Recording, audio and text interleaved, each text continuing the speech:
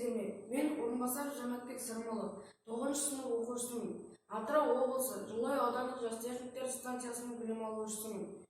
Менің номинациям әскери техника саласында техникалық құрастыру. Және де менің жұмысымның атауы дауыл зениттік зымыран кешені.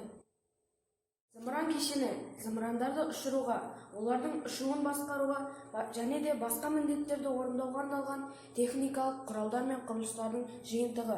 Мысалы, зымырандардың қарсыластың қаруының зақымдауынан қорғану үшін қолданады. Зымыран кешені ядролық немесе баллистикалық зарядтардан немесе қанатты зымырандар және арнайы жабдықтарды қамтиды.